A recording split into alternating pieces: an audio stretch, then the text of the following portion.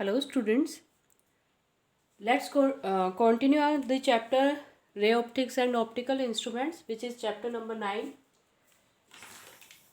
So let's start today's session, and our topic of discussion for today is refraction and its law and real and apparent depths. Students, in the last video we discussed about the refractive index. What is refractive index? Refractive index shows that in a given medium what is the extent of effect on speed of light, यानी कि किसी भी medium में light enter करने पर उसकी speed पे कितना इफेक्ट पड़ा है as compare to speed of light in the vacuum. ठीक है, कितना मीडियम ने लाइट की स्पीड को अफेक्ट किया है वो हम रिफ्रैक्टिव इंडेक्स से पता लगा सकते हैं. ठीक है, तो रिफ्रैक्टिव इंडेक्स का क्या फॉर्मूला था हमारे पास? C divided by V. C क्या है? Speed of light in vacuum. ठीक है, C speed of light in vacuum. V क्या है? Speed of light in medium. ठीक है, तो N क्या है यहाँ पर? N is the refractive index. तो C बाई V को सॉल्व करके N की जो भी वैल्यू आएगी, ठीक है, तो N जितना ज़्यादा होगा मीडियम में स्पीड जो है उतनी ही क्या करेगी हमारी? डिक्रीज करेगी. ठीक है, या जितनी मीडियम में स्पीड डिक्रीज कर रही है रिफ्रैक्टिव इंडेक्स क्या होगा? उतना ही ज़्यादा होगा. ठीक है, फॉर एग्जांपल वन मीडियम है हमारे पास, दो मीडियम्स है, एक फर्स्ट मीडियम और एक सेकंड मीडियम. ठीक है, तो रिफ्रैक्टिव इंडेक्स फर्स्ट का है मान लो 1.5. ठीक है, मतलब फर्स्ट मीडियम में ये फॉर्मूला अप्लाई करेंगे. सी की वैल्यू तो कांस्टेंट है 3 × 10⁸, और वी की वैल्यू पुट कर दिया, रेशो फाइंड आउट कर लो. तो रेशो फाइंड आउट करने के बाद कितना आ गया? सपोज 1.5, और सेकंड मीडियम में आ गया हमारे पास 1.78. ठीक है, तो किसका रिफ्रैक्टिव इंडेक्स ज़्यादा है यहाँ पर? कंपेयर कर लो दोनों वैल्यूज़ को, किसका ज़्यादा है? सेकंड का refractive index is more than first. तो सेकंड वाला जो मीडियम है उसका रिफ्रैक्टिव इंडेक्स ज़्यादा, इसका मतलब लाइट की स्पीड ज़्यादा अफेक्ट होगी वहाँ पे. ठीक है, यानी सेकंड मीडियम में लाइट जब एंटर करेगी तो उसकी स्पीड ज़्यादा डिक्रीज करेगी, और सेकंड से कंपेयर करें तो फर्स्ट मीडियम में उतनी ज़्यादा डिक्रीज नहीं करेगी. डिक्रीज इन द सेंस कि 3 × 10⁸ मीटर पर सेकेंड होनी चाहिए थी, बट जितना ज़्यादा रिफ्रैक्टिव इंडेक्स है ना, ये देखो ये रिलेशन है हमारे पास, C कांस्टेंट है, तो N फॉर दैट मीडियम है ना, N किसका आएगा यहाँ पे? मीडियम का ही आएगा. तो N जो है किसका? मीडियम का इज इनवर्सली प्रोपोर्शनल किसके? V of medium. ठीक है, मीडियम में जो लाइट की स्पीड है उसके इनवर्सली प्रोपोर्शनल है कौन? Refractive index of that medium. यानी अगर मीडियम में एंटर करने पे लाइट की स्पीड ज़्यादा डिक्रीज कर रही है तो रिफ्रैक्टिव इंडेक्स क्या आएगा? उतना ही ज़्यादा आएगा.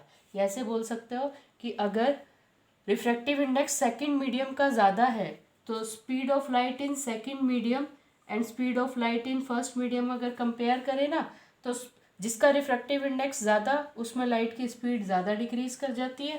ठीक है, और इसका रिफ्रैक्टिव इंडेक्स कम है तो उसमें लाइट की स्पीड पे कम इफेक्ट पड़ेगा. ठीक है, तो अगर रिफ्रैक्टिव इंडेक्स सेकंड का ज़्यादा है फर्स्ट से, तो सेकंड मीडियम में लाइट की स्पीड क्या हो जाएगी? कम हो जाएगी. फर्स्ट मीडियम में क्या होगी? ज़्यादा होगी. ठीक है, तो इस तरह से एक का रिफ्रैक्टिव इंडेक्स हम यहाँ देख रहे हैं कि ज़्यादा और एक का क्या है? कम है. तो जिसका ज़्यादा रिफ्रैक्टिव इंडेक्स होता है उसको बोल देते हैं हम डेंसर मीडियम. ठीक है, और जिसका कम है उसको क्या बोल देते हैं? Rarer medium.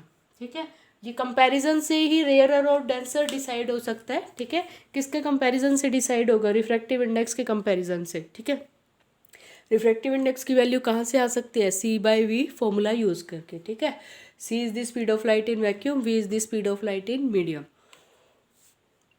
तो जिस मीडियम में रिफ्रैक्टिव इंडेक्स की वैल्यू ज़्यादा उसको क्या बोलोगे? डेंसर मीडियम, और जिसमें कम है that is the rarer medium. सही है,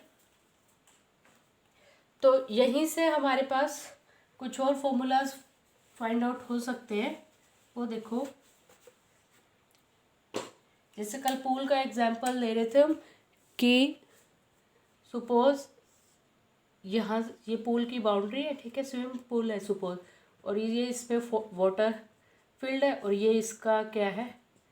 बॉटम पॉइंट. ठीक है, तो ये बॉटम पार्ट है किसका, पूल का, और ये कौन सा पार्ट है, top part of the pool. सही है। तो सपोज ये हमारे पास नॉर्मल लाइन हमने ड्रॉ कर दी, यानी पूल के सरफेस के परपेंडिकुलर एक इमेजिनरी लाइन ले ली। सही है। तो देखो ये हमारे पास क्या आ रही है, इंसिडेंट रे आ रही है।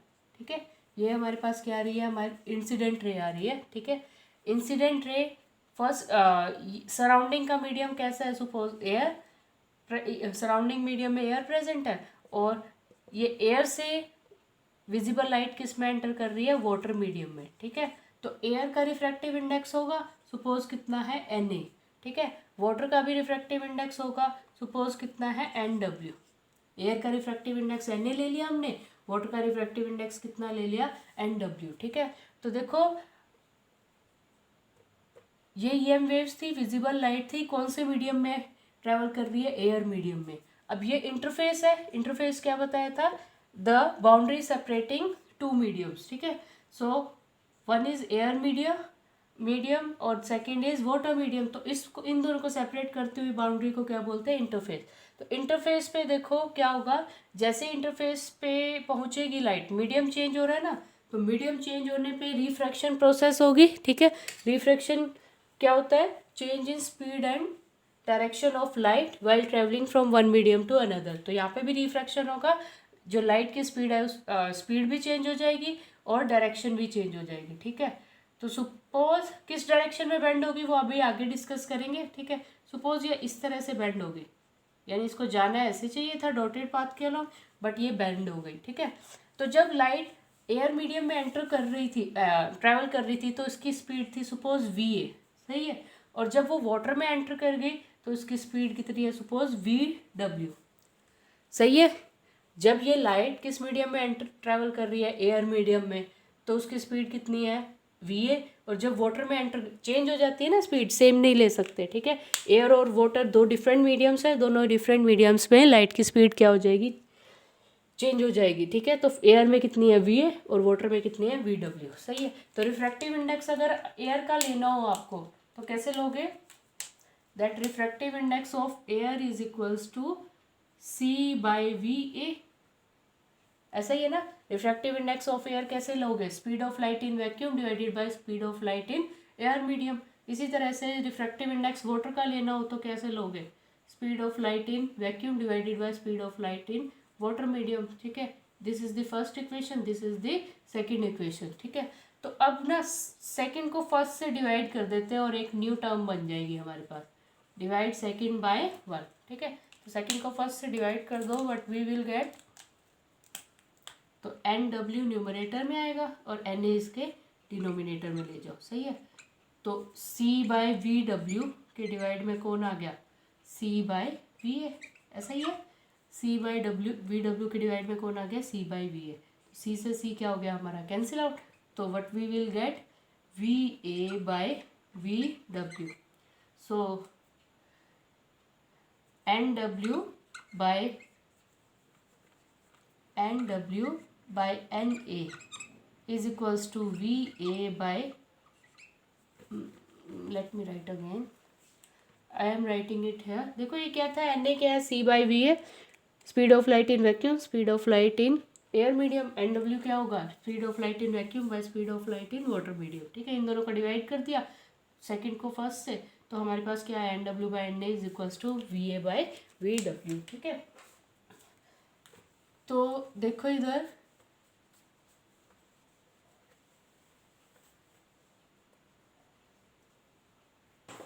क्या रिलेशन आया हमारे पास, that Nw/Na is equals to Va/Vw। देखो Nw अगर इधर न्यूमरेटर में है तो Vw क्या हो गया, डिनोमिनेटर में। क्यों, क्योंकि दोनों का एक ऐसा रिलेशन था, रेसिप्रोकल में ही है ना रिलेशन, तो यहाँ पे भी वही मेंटेन्ड है। ठीक है, तो वाटर का रिफ्रैक्टिव इंडेक्स, वाटर में लाइट की स्पीड डिवाइडेड बाय एयर का रिफ्रैक्टिव इंडेक्स, तो न्यूमरेटर में क्या आ जाएगा, एयर मीडियम में लाइट की स्पीड। ठीक है, तो Nw/Na क्या है, रिफ्रैक्टिव इंडेक्स किसका, वाटर का विद रिस्पेक्ट टू एयर। ठीक है, विद रिस्पेक्ट टू बोल दो या एज कंपेयर टू बोल दो, ठीक है। Refractive index of water with respect to और एज कंपेयर टू एयर, कैसे लिखोगे, N W by N A, या इसको रिप्रेजेंट करने का एक और मेथड है कि जो ये एन डब्ल्यू है ना, इसको तो एज इट इज़ रखो और ए इसके साथ आ जाएगा, ठीक है। N W by N A किसका इक्वल आ गया, क्या बोलेंगे इसको, N W by N A को, refractive index of water with respect to air, यानी जो न्यूमरेटर में उसका रिफ्रैक्टिव इंडेक्स है और किसके कंपैरिजन में है वो डिनोमिनेटर में लिखना होता है, ठीक है। तो इसको रिप्रेजेंट करने का एक और मेथड है, that N W by N A can be written as N W A, जिसका रिफ्रैक्टिव इंडेक्स है वो यही रखा, एयर वाले का रिफ्रैक्टिव इंडेक्स यहाँ ले गए और इसको क्या लिख सकते हैं, एन डब्ल्यू ए, ठीक है, क्या लिख सकते हैं, एन डब्ल्यू ए, सही है। तो N W by N A is refractive index of water as compare to air medium. तो किसी भी दो मीडियम के रिफ्रैक्टिव इंडेक्स को हम क्या कर सकते हैं, कंपेयर कर सकते हैं, ठीक है। तो इसको रिप्रेजेंट कैसे करोगे, एन डब्ल्यू ए और N W A like this also, ठीक है। तो अगर ऐसे लिखा हुआ है N32, तो इसको क्या लिखोगे, refractive index of third medium with respect to refractive index of second medium, या इसको ऐसे भी लिख सकते हो N32 refractive index of third with respect to refractive index of second, ठीक है। तो दोनों के रिफ्रैक्टिव इंडेक्स को क्या कर लिया हमने, कंपेयर कर लिया। तो अगर वाटर का रिफ्रैक्टिव इंडेक्स ज़्यादा है ना, वाटर का रिफ्रैक्टिव इंडेक्स ज़्यादा है तो ये वैल्यू क्या आ जाएगी, ग्रेटर देन 1। न्यूमरेटर अगर 1 से बड़ा है और ये छोटा है तो वैल्यू क्या आएगी, ग्रेटर देन 1। और अगर वाटर का रिफ्रैक्टिव इंडेक्स कम है तो वैल्यू क्या आ जाएगी, लेस देन 0 आ जाएगी, ठीक है।